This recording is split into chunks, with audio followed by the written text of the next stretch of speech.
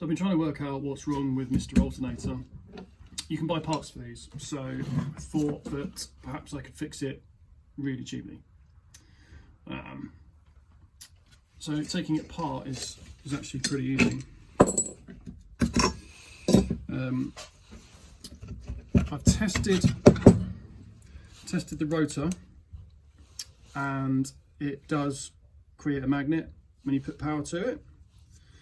The contacts do look a little bit dirty and worn, so maybe that's a factor. The magnet didn't seem massively strong, so I wonder whether everything is just a little bit worn enough to stop it working. Inside the thing, there's 3 phases of windings. I've checked the resistance on all 3, they're all the same. There's a diode, and that diode seems to be working. It has a high reading in one direction when it's reverse polarity, and 0 when it's normal polarity. There's a resistor, and that's showing some resistance.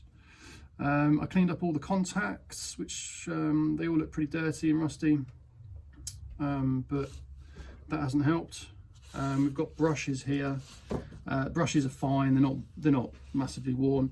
There was a broken spring at the back for the rear brush, so I replaced that with just a spring out of a carburetor that I had hanging around, and that didn't fix it either.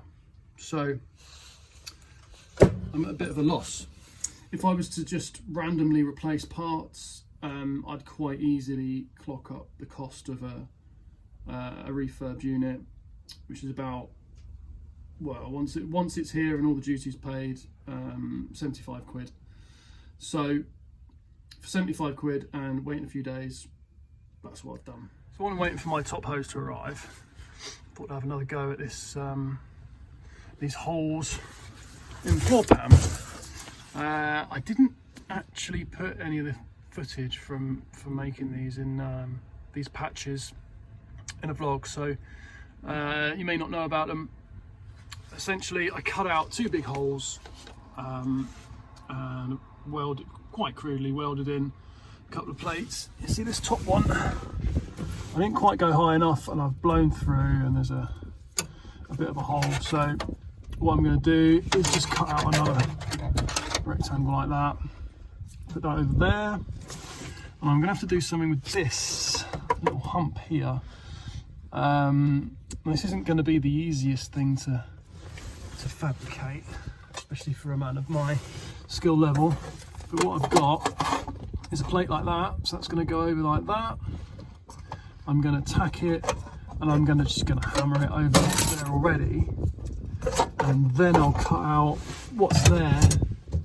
I haven't decided whether I'm going to do a cut and butt or just try and leave like 10 mil around the edges. In fact, I think that's the safest thing to do. I'll leave 10 mil around the edges and have a bit of an overlap.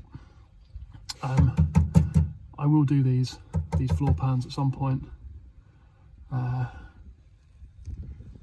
there's no need to cut the floors out right now. This hole down here seems to be from factory. Can you see that? In there. There's like a pinch weld there, and then there's just like seam sealer in here. So I'm just going to seam seal that again, I think. And then that'll be all right. A bit of paint. I'll continue cleaning up this bit. The brown paint really doesn't help. And there is a bit of surface rust. There is a bit. There's a bit more there. Okay. Well, that might become another hole. We'll see. I'll clean it up, and then we'll know where we are. Right, so we've definitely got a hole here, and really that needs to be replaced there as well. It's going to be a bit patchworky, this, I think. So, I mean, that confirms that new floor pans definitely need doing at some point. But I'm going to patch this I might just seam sealer this for the minute until I can get some panels over. Right, this patch is made. Not going to weld them right now, probably do it tomorrow. Need to get the car back up in the air, and I'm hoping that the top hose arrives so that I can get it actually drivable again. Right, so I've had another go at these floorboards. This toe board is quite bad and will definitely get replaced. I don't know whether this is old floor pan or whether there's two panels there. There might just be two panels that overlap. And no, this is all fine, so I'm happy about that. This sheet metal here is really quite thin. So I cut out the bit that was over here that you could see in the last video, and or the last clip, sorry. And I ended up cutting out quite a large hole. It's best to get rid of as much as possible. I haven't cut this bit away here, although it does need doing, because I don't want to get too close to this bit here, which I'm going to cut out next. I could end up with just a massive great hole, and I don't want that really. So this is going to get etch primered or weld through primered. Let's try and protect it a little bit, and then once it's all welded up, it will get seam sealed and painted. Well, this is how you end up with more hole than floor. So I've taken both the patches that I did out and made the holes quite a lot larger, and I've zinc primered, ready for welding. Unfortunately, my welder has run out of gas, so there's going to be a bit of a delay with that, I think. This bit over here, I've marked out where I'm going to cut. I haven't cut it yet because I need to form the piece of metal. So what I'm going to do is weld it onto here and then hammer it over, and then take it off, cut it out, weld it back in. I think that'll be okay.